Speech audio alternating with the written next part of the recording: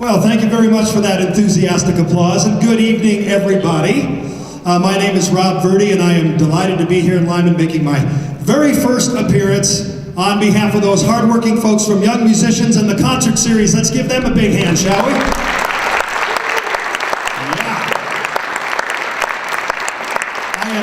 I am just so excited about this concert. Not only do I have the opportunity to share some of my more unusual and unique saxophones from my collection, but just talk about my love and passion for jazz and the saxophone, and also in the second half of this evening's program, be able to share the stage with these fine, talented high school jazz band students over here. You're just gonna love this performance.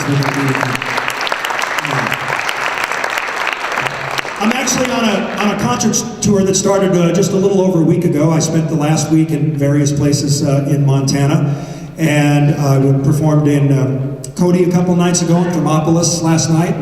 I'll be doing a special concert on Saturday night in Evanston, joined by my Los Angeles-based rhythm section, doing a full 2-hour show there, and over to Lander and Pinedale before heading over to the West Coast, and then back home, which for me is Southern California, warm, sunny Southern California.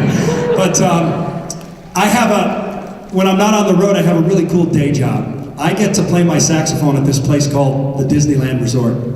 Doesn't that sound like a cool place to work? Yeah, let me tell you about it. I get to do 8 shows a day, 8 hours a day, 5 days a week, 52 weeks a year, including all weekends and holidays that I have to be there, which over the past 28 years translates into approximately 17,642 renditions of It's a Small World that I've had to play on this saxophone right here. Hey parents, good news, I'm not going to be playing that song tonight, okay? So yes, right?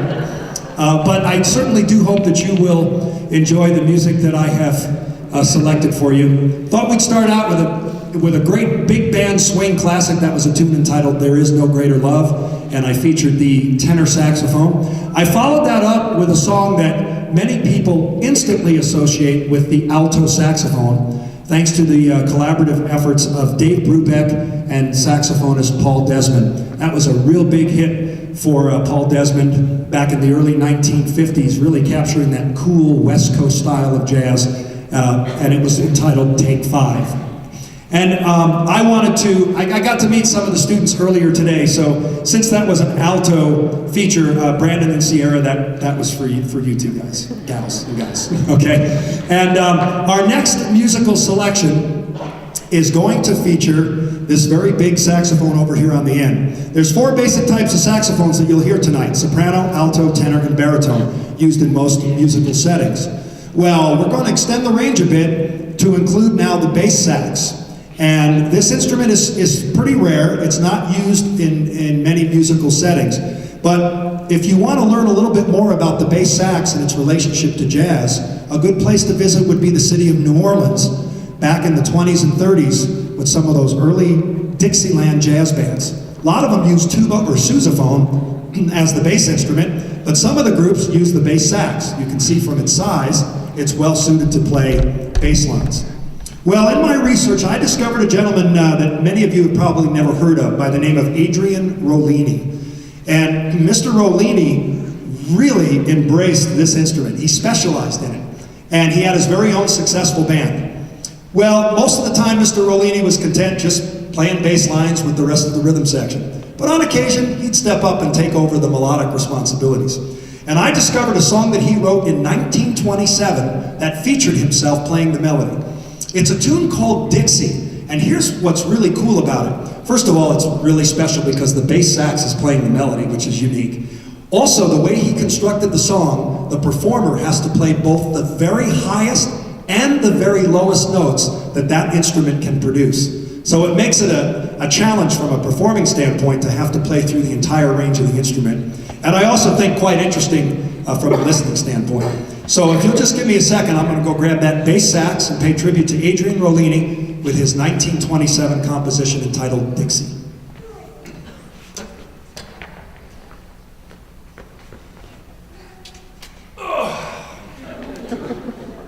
Oh, and Madison, you're out there, right? I got to dedicate this one to you. That's the Barry player with attitude, I'm telling you. So here we go with Dixie.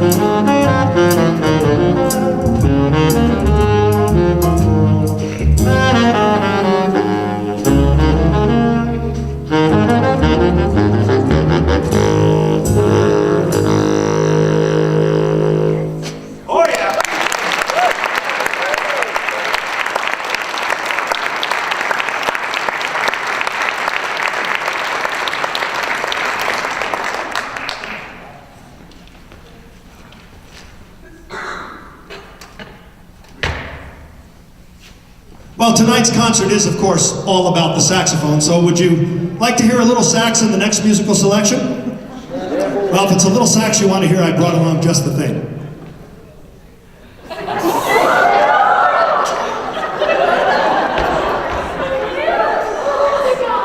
It's so cute. I just heard that. It's so cute. This is the smallest saxophone in the world, folks. It's called a sopranino, not a soprano. It's even smaller than a soprano. This particular instrument was made in the 1920s over in France. And sopranino saxes in general are quite rare, but especially in the curved version that I have with me tonight. And you know, you might be sitting there just wondering where I would have discovered such a rare and unusual saxophone. Well, what if I told you that it was gifted to me by basketball legend and jazz lover Wilt Chamberlain?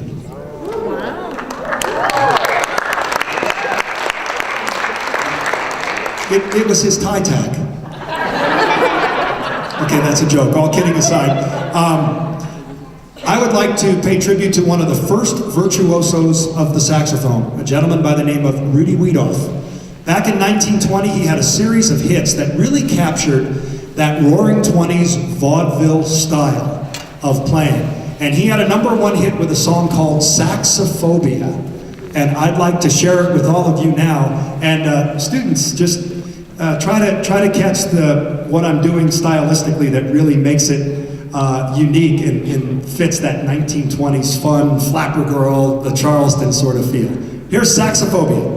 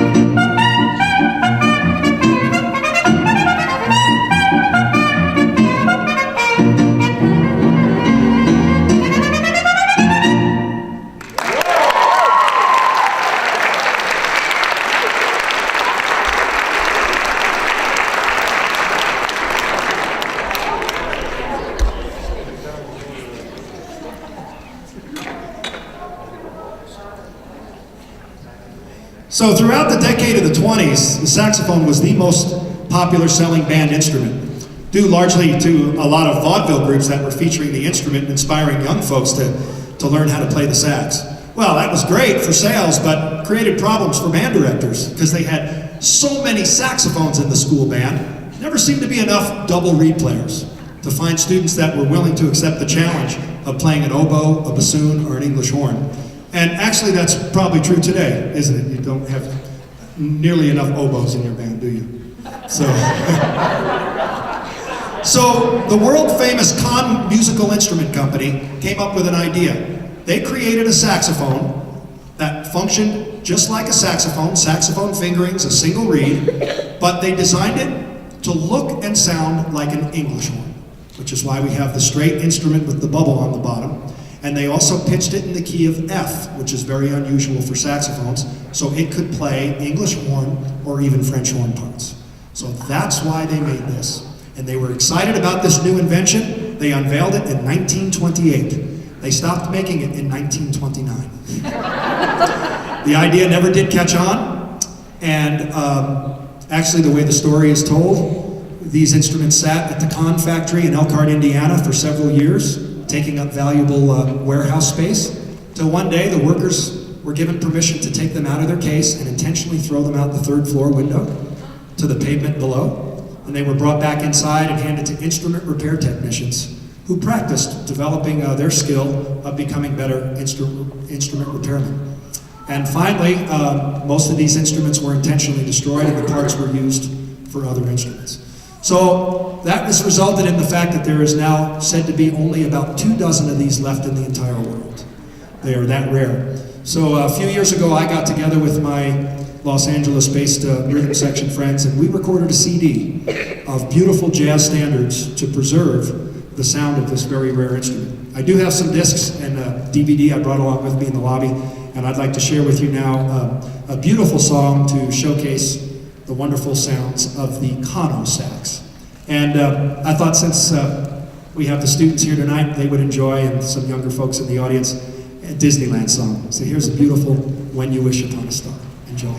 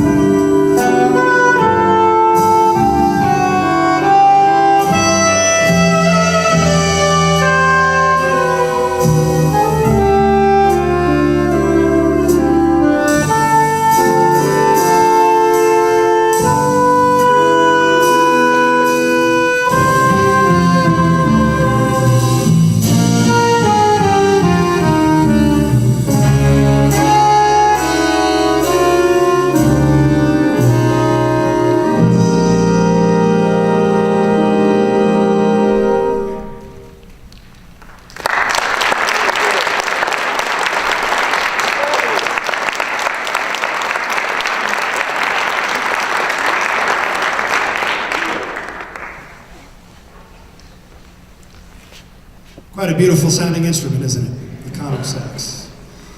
This one maybe not so pretty. Introducing, ladies and gentlemen, the slide saxophone. Okay, so here's how this works. There are no traditional keys to press down. Instead, in order to change the pitch, I have to use this slide device right here. So there's a piece of leather, and underneath it, a spongy piece of rubber. And I got this zipper device right here that's got a roller at the top.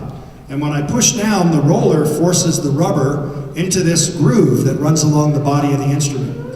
When it does that, it creates a tight seal so the air can't escape. So the air has to travel a greater distance downward, lowering the pitch, much like a trombonist going from first to seventh position and then back up. And the other cool thing about this instrument, a lot of woodwind instruments have something called an octave key. We control it with our left thumb in the back of the instrument.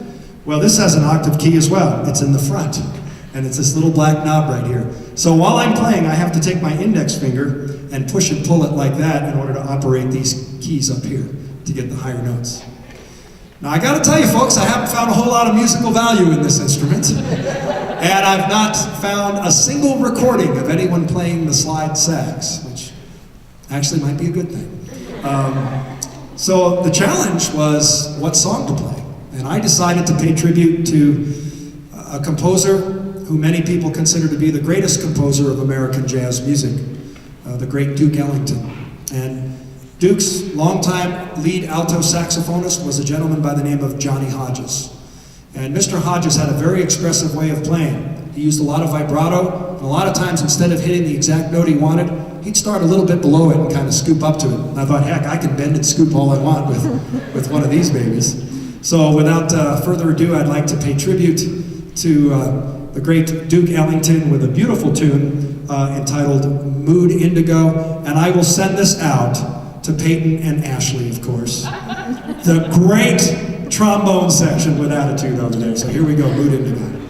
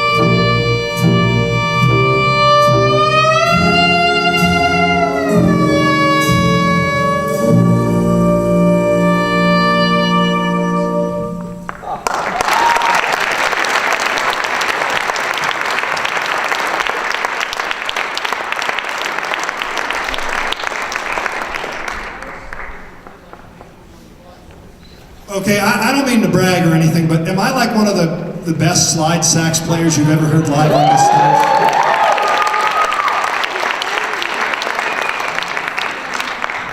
You know, it was back in 1847 that Belgian-born instrument maker Adolphe Sax received the patent for this new invention of his that, of course, he would call the saxophone.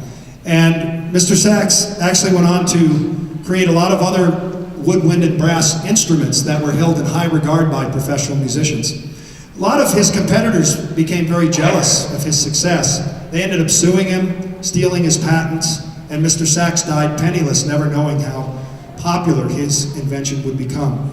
And when he first experimented with saxophones, he was thinking about two different things. Certain saxophones that would be used in a symphony orchestra, and other saxophones that would be used in military bands. And of course, the saxophone is not considered a regular member of an orchestra, but there's been a lot of music written for the saxophone in a classical setting. And the other thing that I think is really neat about this instrument is its versatility, not only in classical music and of course jazz music, but many other styles of music, including pop and rock, rhythm and blues, funk music.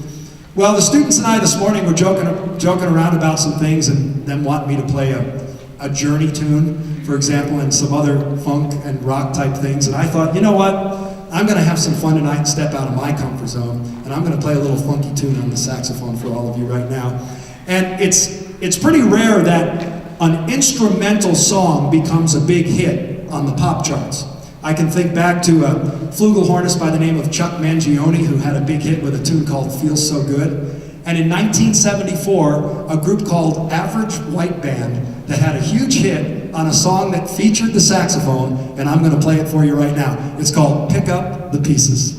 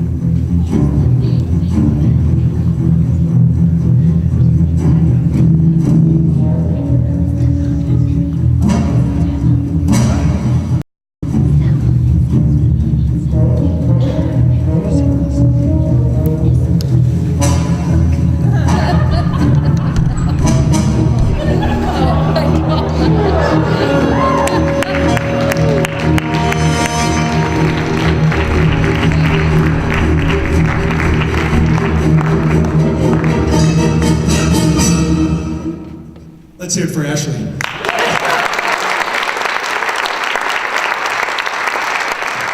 There will be an overwhelming presence of the saxophone in this next musical selection. Perhaps some of you are familiar with Guy Lombardo's famous phrase, "the sweetest music this side of heaven." You're about to hear the other side. This magnificent instrument is called a contrabass saxophone. At 6½ feet in height, it has the distinct honor of being the largest in the world. These instruments are also quite rare. There were no more than a dozen ever made between the late 1800s and around 1930. And you might be sitting there wondering where, perhaps, I would have discovered such a rare and unusual saxophone. Well, thank you. Well, what if I told you just west of Rock Springs on Interstate 80 at a Flying J truck stop? Yep, it was a hood ornament on a Peterbilt. You know where that Flying J is too, don't you? That's right. Anyway, the city of New York commissioned the Buffet Company of Paris to manufacture this instrument, and it made its debut appearance in the 1926 New York City Labor Day Parade. And I do pity the poor man who had to march with it that day, I'm telling you. But I don't know if you guys can see over here, but there's a place right here for a lyre to go for music. And of course you got the O-ring here for an extra. But I'm not gonna carry it, I'm gonna leave it right here. But this is a really special moment for me to have the opportunity to share this with all of you. What I'd really like to do tonight for all of you is perform Flight of the Bumblebee. I would, but I can't. Instead, I'll take you back to that great music of the swing era and perform for you now a tune called Stompin' at the Savoy. Enjoy.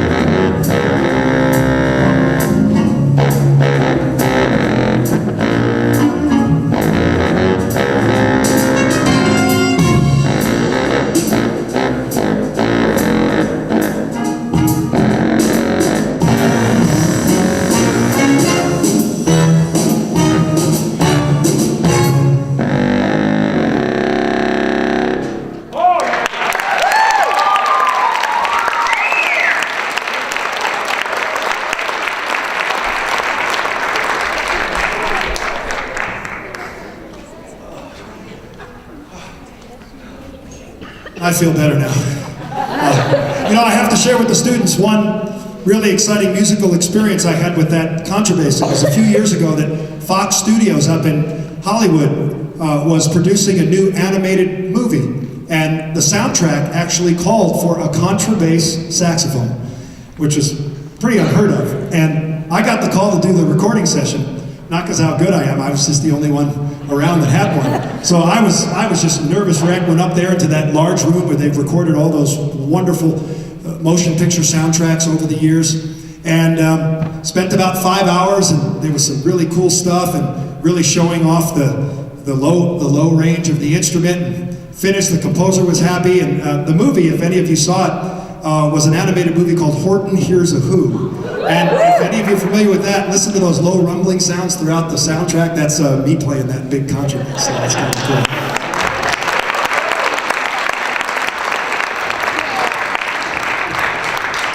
I'd like to conclude my portion of this evening's festivities with one more musical selection, and then ask you folks if you wouldn't mind taking about 10 minutes to get up and stretch, use the restroom while we get the jazz band all set up for the second half. And I thought it'd be fun to leave you with a medley of 3 songs that audience members just seem to always equate with the saxophone, from movie soundtracks, television theme songs, and pop hits. And I have a feeling you'll recognize all of them. It's my simply called my Sax Hits Medley. Enjoy.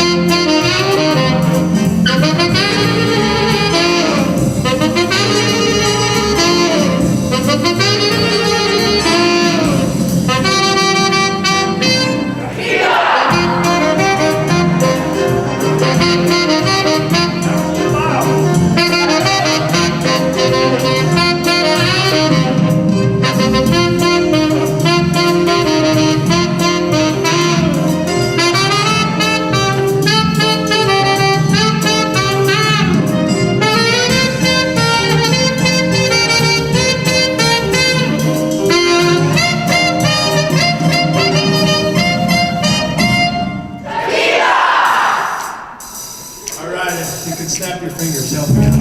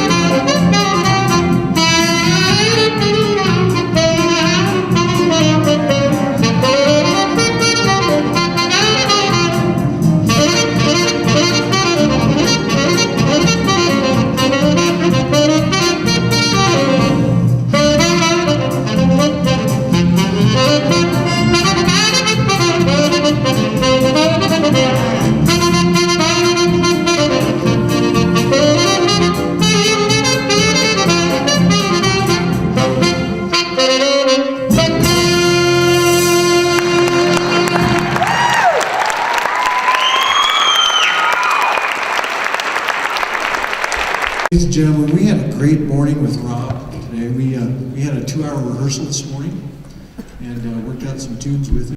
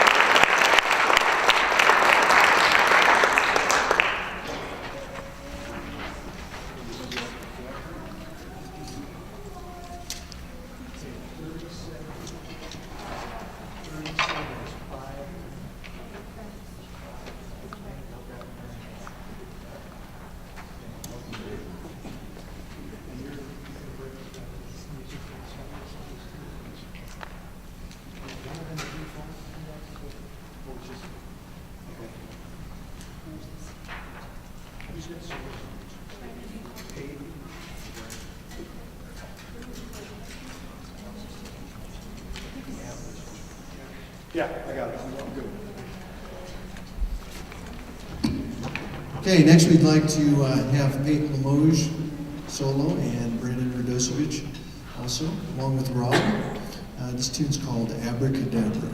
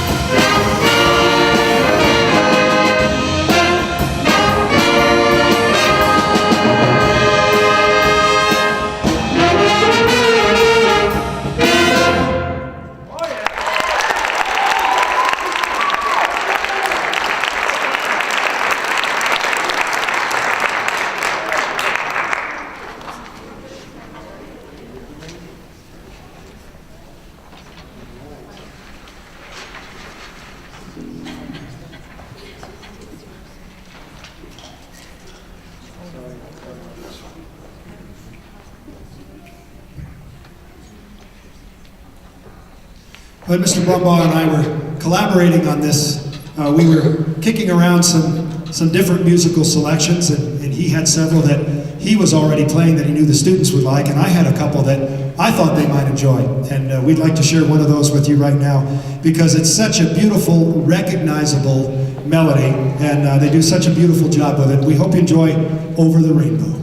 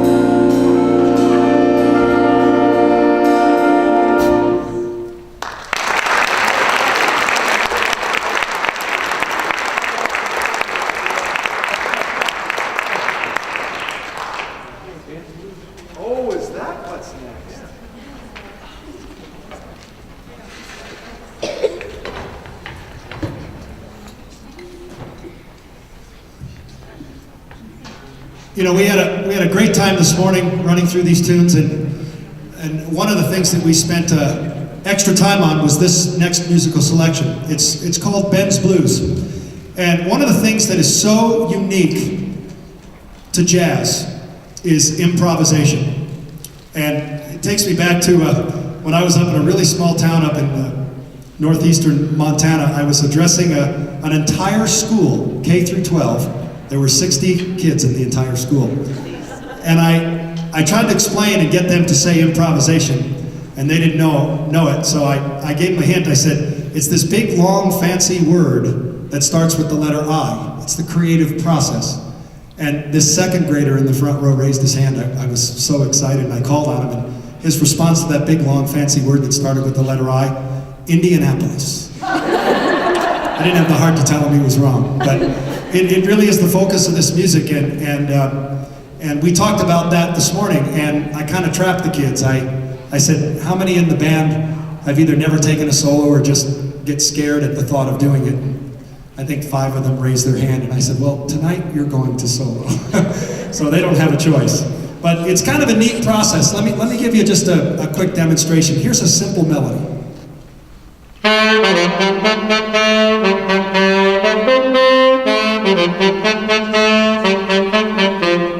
So there's a melody we all know. Now there's chord changes that go along with that song, and what we tried to do this morning was just take the basic melody, change some notes, change some rhythms, and just kind of get farther and farther away from the melody like this.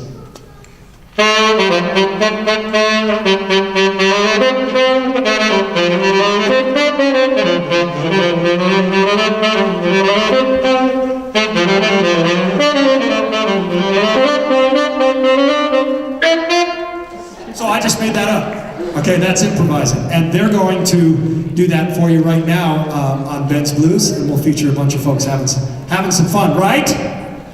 Right, Sierra? Yeah. Oh, Sierra's just so excited. You can see the look on her face. She is so ready to tell you what's on her mind through her saxophone. You're going to keep it G-rated though, right? Okay. Here we go, Ben's Blues.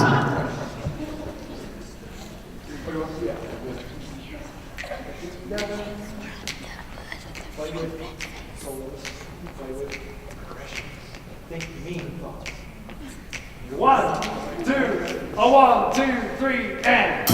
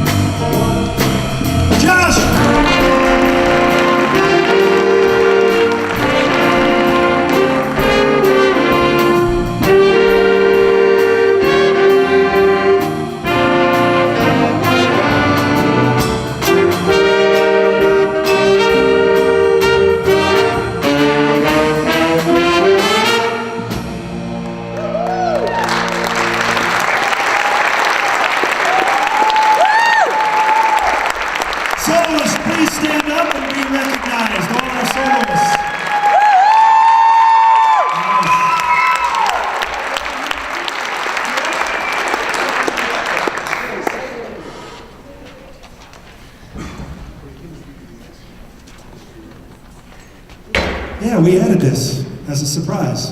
We're going to do a little duet together. And this is an old jazz standard that a lot of people like Frank Sinatra love to sing. It's called "I Got You Under My Skin."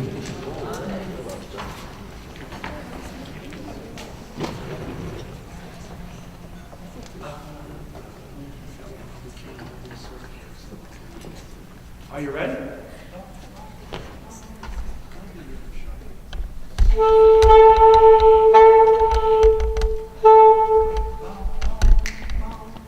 One, two, a 1, 2, 3.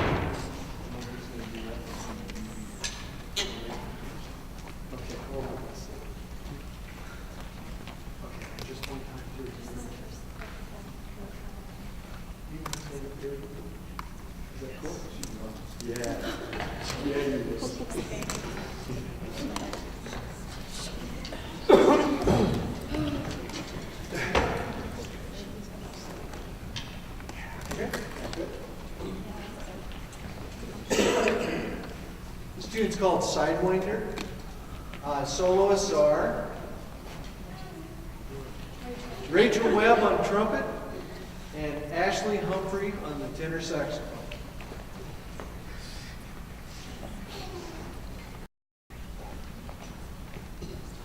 One, two, three, four.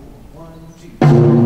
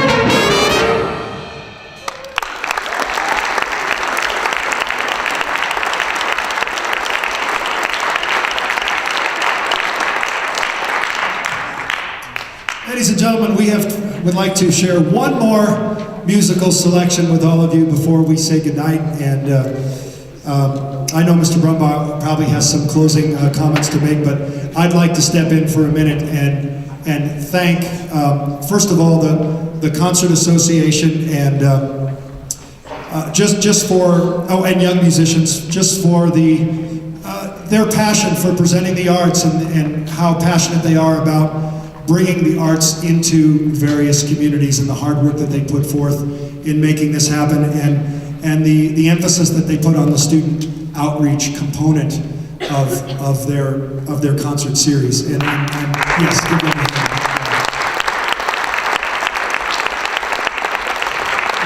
I'm so thrilled to have been selected to be a part of that and have been extended the invitation to not only play in Evanston but in Lyman and have this opportunity to share the stage with these talented students. You know, I told them this morning, or at least I think I did, basically, you know, they have so much going on in their lives, so many other academic responsibilities and maybe part-time jobs and chores at home, church stuff, and they somehow figure out how to make time for music as well. And there might only be a few of them that will pursue it professionally, but let's face it, it's always going to be a part of our lives, and what they're getting out of this experience, I think, is going to be lifelong. And credit to this fantastic band director and his passion.